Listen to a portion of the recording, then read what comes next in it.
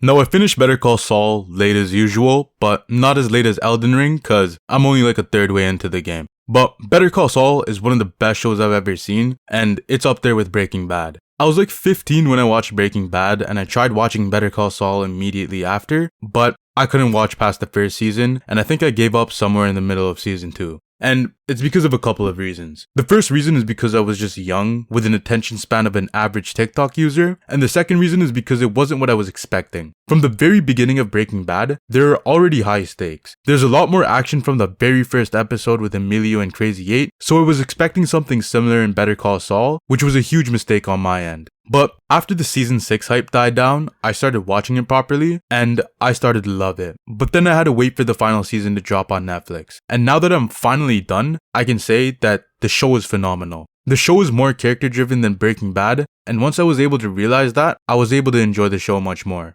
Every single character in the show is written so well, and there are so many twists and turns that you just won't expect. Even though it's a prequel, you know the fate of most of the characters, but it's still really cool to see how everything plays out, and it's cool to see the different layers it adds to Breaking Bad. The show basically has two sides to it, with one being the Jimmy McGill side and the other being the Mike side, and throughout the show, you see these two storylines converge and come to one. With the Jimmy McGill side, you see how he turns into Saul Goodman, and with the Mike side, you see him do things and feel different ways. Can't really say shit without getting into mild spoilers, but if you haven't watched Breaking Bad, I do think it's cool to watch Better Call Saul first and view the show from a different perspective, but the issue with that is the first scene of the first 5 seasons being a flash forward. So if you can have someone that guides you while watching it, then it would be pretty cool, but if not, it might ruin some things. But anyways, like Breaking Bad, you've got amazing characters and Emmy-robbed performances, nice-ass shots and visual storytelling that can be interpreted in so many different ways, as everything unfolds in ways you wouldn't expect.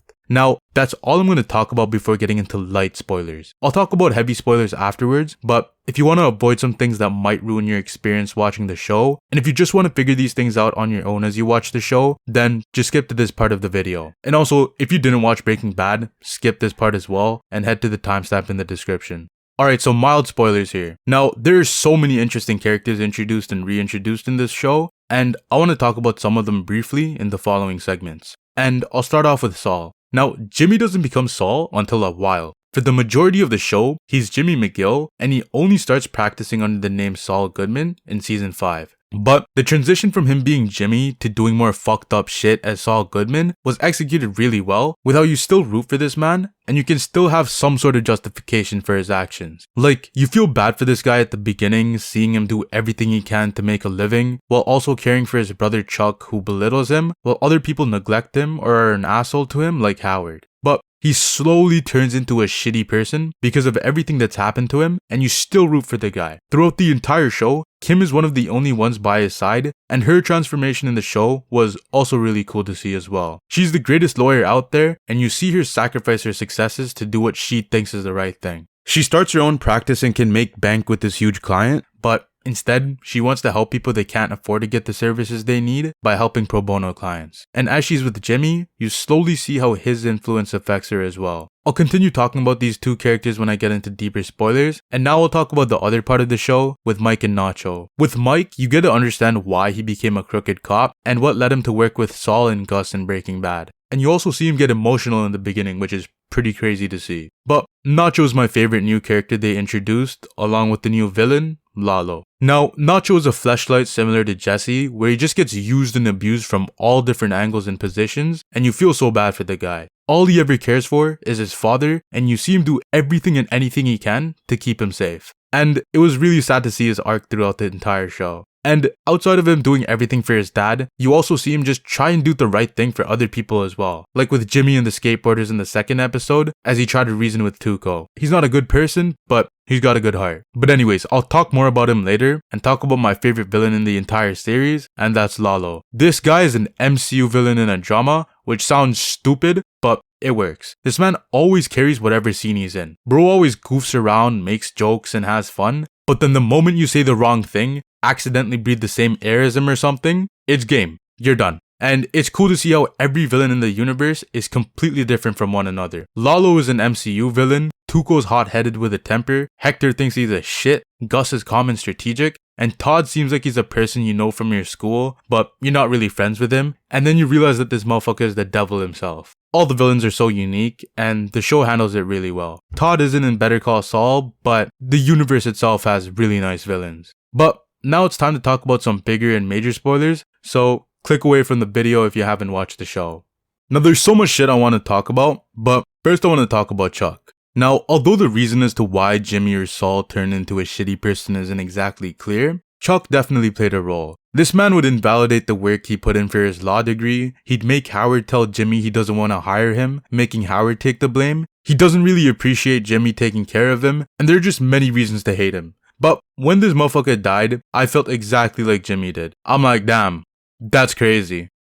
But honestly, he can rest in peace. I do not give a shit. Howard Hamlin, however, is someone you feel bad for at the end, cause at first he seems like a douchebag, but after you find out that he took the blame for Chuck and tried being a good person, you realize he was a decent guy. And it's so cool to see the show pull an Uno reverse card on you and make you feel bad for the character after making him seem like a dickhead in the beginning. And the mid-season finale where he dies was insane and so unexpected. Now, some people might have thought he died cause he isn't in Breaking Bad, but I didn't really think Howard would have died because this guy doesn't have shit to do with the cartel side of things. And I think I got his death spoiled, but I completely forgot about it until I saw the second flame flicker and watched the boogeyman himself walk into the room. At that point, we knew it was over for him, and I was like, damn, this guy did not deserve this. This was a lot of people's favorite episode, but my favorite episode had to be fucking season 6, episode 3. Where my boy Nacho just ended it right there. Now, I got this kind of spoiled because I saw the screenshot. I don't know if I saw the title, but I thought it was over for him whenever he gets to that desert or something. Until I got to the episode. And I'm like, hold up, is he gonna make it out of this alive somehow? Because this guy got the advantage by grabbing Bullsaw. But if you watch Breaking Bad, you'll know everyone else in that shot had to have made it out. So I thought that maybe he might make it out somehow because of what Mike said earlier. But this guy just decided to stop running and just end it right there. It was one of the most tragic episodes, and it might have been my favorite. The Netflix age rating description was also referring to this scene, so I was expecting a suicide to happen in the final season because the suicide warning was never there before season 6, and I guess the only other person would have been Howard, but I didn't really think about it cause Nacho kills himself in the 3rd episode. But I also like how his final words to Hector were similar to what Gus said to him when he started taking control of him. This man got shot, beat up, threatened, held at gunpoint, and in the end, the only thing he cared about was his dad, and the scene before that hit so hard as well when he talked to his dad on the phone. After this episode, I just needed to sit for like 10 minutes to process what happened, cause it was just so insane. And I feel like this is my favorite episode of the entire show. Jesse is one of my favorite characters ever made, and I thought Nacho would have a similar conclusion with him running back to Manitoba or something, but it's not what happened. And on top of that, this entire thing adds another layer to Mike. Nacho's death made him care even more about Jesse, and he saw himself in both of these characters. And even though Jesse made it in the end, he wasn't able to see it since he dies beforehand. But Nacho is an amazing character, and I love how he's the reason why Hector got into a wheelchair. But on top of Nacho, I also wanted to talk about Lalo, cause bro steals every scene he's in. Bro makes Gus nervous, which says a lot about his character. And this motherfucker is so funny as well. When he tells Saul to grab the $7 million to release him from prison, he says that he'll meet his cousins and that he'll like them and that they're good boys. But this man was talking about these motherfuckers. And when season 5 ended with this crazy ass shootout in Mexico, I was so pissed because the final season wasn't out on Netflix yet. So I just had to wait and I just rewatched that shootout because it was so cool, only to see a spoiler in my recommendations. His end was expected though because he isn't in Breaking Bad, but at the same time, I wondered if he could maybe come back in the flash forwards or something because of what Saul said in Breaking Bad to Jesse and Walt. I thought that he was maybe still around, but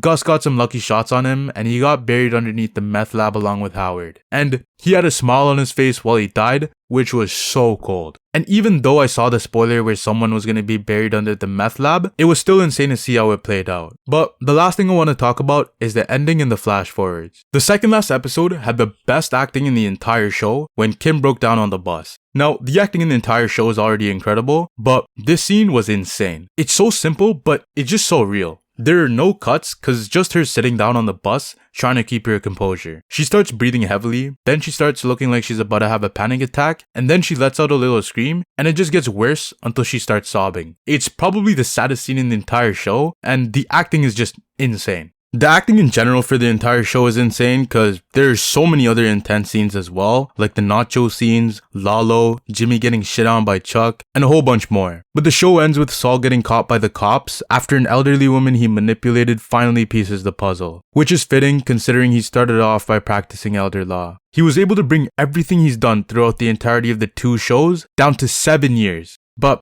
after he finds out that Kim confessed to her crimes, he realized he was going to do the same thing and just accept what he's done and pay the consequences. And he becomes a mix of the 3 personas by the end of the show, where his life at prison feels like his life as Gene, he's seen as Saul Goodman by his prison mates, and he sees himself as James McGill and is at peace after accepting what he had done. And he shares his final moment in the show with Kim, which I thought was really cool. However, I did see his incarceration coming because of the quote that went viral where he says how Walter White couldn't have done it without him. It is unfortunate, but I got the Breaking Bad ending spoiled as well, and I still enjoyed both shows in the end. I do think I like Breaking Bad's ending a little more, but I still enjoyed Better Call Saul's ending.